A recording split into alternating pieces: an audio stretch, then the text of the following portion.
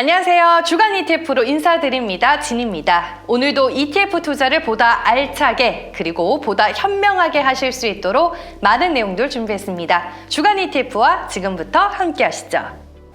코덱스 소식으로 시작합니다. 먼저 코덱스 해외 주식형 ETF 순자산 총액이 3조 원을 돌파했다는 내용 전해드립니다. 이 레버리지와 인버스 ETF 3개를 포함해 총 28개의 코덱스 해외 주식형 ETF 순자산 총액이 3월 25일 기준으로 3조 원을 넘어서게 된 건데요. 이 해외 투자에 대한 관심이 급성장하면서 2020년 연말을 기점으로 꾸준하게 순자산 총액이 커지고 있고 또 그에 맞게 코덱스 해외 ETF 상품들도 다양해지고 있습니다. 앞으로도 코덱스 해외 주식형 ETF에 대한 꾸준한 관심과 사랑 부탁드리겠습니다. 이번에는 이번 주 시장의 주요 이벤트들 짚고 넘어가겠습니다. 먼저 4월 1일 발표되는 미국의 고용지표와 ISM 제조업 지수가 시장 방향성에 있어서 상당히 중요합니다. 이 3월 비농업 신규 고용자 수는 46만 명으로 예상되고 있고 실업률은 3.8%에서 3.7%로 낮아질 것으로 보입니다. 지금 유가 변동성 등 이 복잡한 요소가 얽혀 있는 상황에서 이번 주에 발표되는 고용지표와 ISM 제조업 지수 등은 현재 미국 경기 상황을 파악하는 중요한 지표가 되는데요. 경제 지표가 긍정적으로 나온다면 미 연준의 기준금리 인상은 더욱 속도를 낼 것으로 전망됩니다. 이 제롬 파월 미 연준 의장이 경기에 대한 자신감의 근거로 고용시장을 거론하고 있기 때문에 미국 경제가 긴축 강도를 견딜 만큼 견조한지 경제 지표들을 통해 잘 파악해 보시길 바랍니다. 다음은 코덱스 상품 소개로 준비해봤습니다. 오늘은 코덱스 미국 메타버스 나스닥 액티브 ETF에 대해서 집중적으로 알아보겠습니다. 이미 지난해 이 메타버스라는 키워드는 전 세계를 들썩이게 만들었습니다. 비대면 환경이 증가하면서 일상생활에서도 메타버스 환경을 접할 수 있는 기회들이 늘어나고 있고요. 이 화상회의는 기본이고 학교 입학식과 졸업식 그리고 아티스트들의 공연 등이 이제는 메타버스에서 이뤄지고 있습니다. 이런 시대의 흐름 속에 글로벌 빅테크 기업들이 메타버스를 미래 핵심 사업으로 점 찍었다는 거, 이 코덱스 구독자분들은 이미 너무 잘 아시죠? 페이스북은 메타로와의 사명을 변경하고 메타버스 플랫폼 기업으로의 도약을 목표로 삼고 있고요. 애플은 메타버스를 실현할 수 있는 XR 기기 개발에 온 힘을 쏟고 있습니다. 이처럼 혁신 기술의 집약체라고 할 수 있는 메타버스는 플랫폼, 장비, 콘텐츠 분야로 분류됩니다. 이 플랫폼과 장비의 기술적 완성으로 플랫폼 참여자가 늘어나면 덩달아 다양한 콘텐츠 기업들도 생겨날 전망입니다. 코덱스 미국 메타버스 나스닥 액티브 ETF는 나스닥의 주요 파트너인 유노의 AI 엔진을 활용해 미국 메타버스 관련 주요 기업들을 추출한 나스닥 유노 메타버스 인덱스를 비교 지수로 하고요. 투자 종목 정보를 보시면 3월 28일을 기준으로 엔비디아, 애플, 알파벳, 마이크로소프트 등이 많은 비중을 차지하고 있습니다. 기본적으로 미국의 플랫폼, 반도체 및 IT 하드웨어 기기, 그리고 콘텐츠 관련 기업들로 구성이 되어 있는 데다 액티브 ETF의 장점을 잘 살려 메타버스 관련 기업들을 빠르게 선별해 편입하기 유리합니다. 이 코덱스 미국 메타버스 나스닥 ETF로 글로벌 리딩 메타버스 기업에 여러분들도 투자하실 수 있습니다. 이번에는 지난주 시장 흐름을 싹 한번 정리해 보겠습니다. 먼저 서방 국가들은 러시아의 G20 퇴출과 러시아 인사 및 기업에 대한 추가 제재를 논의했습니다. 이에 맞서 러시아는 비우호국에 대한 에너지 수출에 대해 대금을 루브라 또는 금으로 결제하라고 맞섰는데요. 에너지 가격 급등과 에너지 공급에 대한 우려감이 계속 존재할 수밖에 없는 시장 환경입니다. 국제유가의 변동성이 여전한 가운데 러시아가 에너지 결제 수단으로 금을 고려한다는 소식에 금 가격이 또 크게 뛰기도 했습니다.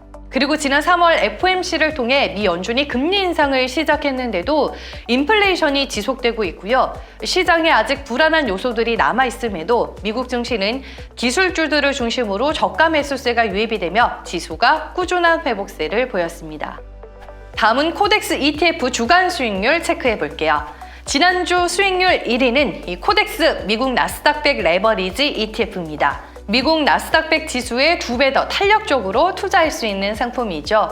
전 세계 글로벌 금융시장을 이끄는 나스닥 시장의 대표 100종목으로 구성된 나스닥 100 지수의 레버리지, 그러니까 2배짜리 ETF입니다. 지난주 뉴욕 증시는 특히나 나스닥 지수 내 기술주들을 중심으로 상승이 이어졌습니다. 경제 지표 개선 속에 경기 낙관론에 힘이 실렸고 엔비디아를 필두로 한 반도체가 주도하는 기술주들의 장세였습니다. 그에 힘입어 주간 수익률이 10.7%였고요. 2위는 코덱스 미국 팡 플러스 ETF입니다. 앞서 살펴본 코덱스 미국 나스닥 100 레버리지 ETF와 결이 비슷하다고 볼 수 있는데요. 미국 증시에 상장된 대표 기술주에 투자하는 ETF입니다. 테슬라의 비중이 현재 가장 높은데요. 최근에 테슬라 주식은 미국 증시에서 다시 천슬라의 고지를 점령하기도 했고 주식 분할 이슈까지 더해지면서 주가 강세가 이어지고 있습니다. 지난주 7.9%의 수익률을 기록했네요. 3위는 코덱스 WTI 원유 선물 ETF입니다. 늘 코덱스 주간 수익률 탑5 안에 드는 ETF죠. 국제유가의 변동성이 여전한 상황에서 지난주 수익률이 7.8%, 12주 누적 수익률이 54.5%로 여전히 높은 수익률을 유지하고 있습니다. 코덱스 2차 전지 산업 ETF가 지난주에 수익률 4위에 올라왔네요. 최근에 원자재 가격 상승에 따른 전기차 원가 부담이 2차 전지 업종에 대한 우려 요인으로 작용했지만 정점을 지났다는 판단 때문일까요?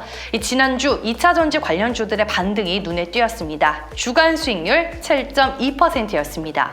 마지막 5위는 오늘 상품 속에서 알아본 코덱스 미국 메타버스 나스닥 액티브 ETF입니다. 메타버스 산업을 대표하는 미국 플랫폼, 장비, 콘텐츠 관련 기업에 투자하는 대표 상품이라고 말씀드렸었죠. 그중 장비를 대표하는 기업이라 할 수 있는 엔비디아는 GPU 전문 기업이지만 게임, 데이터 센터 등 다양한 분야의 사업 모델을 가지고 있습니다. 메타버스 시대에 딱 걸맞는 기업이라고 할 수 있죠. 지난주 또 주가 급등이 나와주면서 코덱스 미국 메타버스 나스닥 액티브 ETF 주간 수익률에 일조를 했습니다. 주간 수익률은 7.2%였습니다. 반면에 수익률 탑5와 반대 성격을 가지고 있는 ETF들은 수익률이 저조할 수밖에 없었습니다. 지난주 수익률을 보시면 대표적으로 코덱스 WTI 원유 선물 인버스 ETF와 코덱스 미국 나스닥 100 선물 인버스 ETF가 있었습니다. 이어서 주요 자산 시장의 수익률 확인해 보겠습니다. 이 수익률이 조금 내려가기는 했지만 미국 주식, 선진국 주식, 신흥국 주식 모두 이 플러스권을 유지하는 모습이었습니다. 눈에 띄는 수익률을 보여준 건 금이었는데요. 한 주 동안 플러스 1.3%의 수익률을 기록했습니다. 이 미국이 러시아의 금 활용을 제약하는 새로운 제재안을 발표했음에도 금 가격은 상승했습니다. 이번에는 국내 ETF 시장의 자금 흐름들을 짚어보겠습니다. 글로벌 시장 호조에 국내 시장도 회복세를 보이며 6주 만에 국내 주식형 ETF의 순유입이 나타났습니다. 하지만 투자 호흡이 다소 길어진 탓일까요? 거래량은 40% 감소했습니다. 레버리지에서는 차익 실현이 늘어난 반면 인버스로는 유입세가 확인됐고요. 금리 급등으로 채권형 ETF의 거래는 증가하는 모습이었습니다. 반대로 금리 하락에 베팅하는 채권 인버스형 ETF에도 유입과 거래량이 늘어났습니다. 주간 ETF 마지막 순서는 주간 인기 ETF 순입니다. 유입 강도나 거래량 측면으로 보나 이 채권 관련 ETF 쪽으로 활발한 모습이었습니다. 코덱스 국채선물 10년 인버스 ETF와 이 코덱스 국채선물 10년 ETF 모두 자금 유입 강도가 강했고요. 삼성그룹 핵심 계열사 주식에 효과적으로 투자하는 코덱스 삼성그룹 밸류 ETF 쪽으로도 자금 유입이 강했습니다.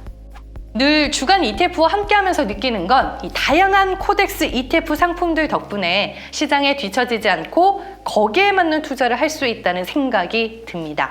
오늘도 지니와 함께한 ETF 공부가 많은 도움이 되시길 바라면서 저는 다음 주에 또 주간 ETF로 만나 뵙겠습니다. 그때까지 안녕!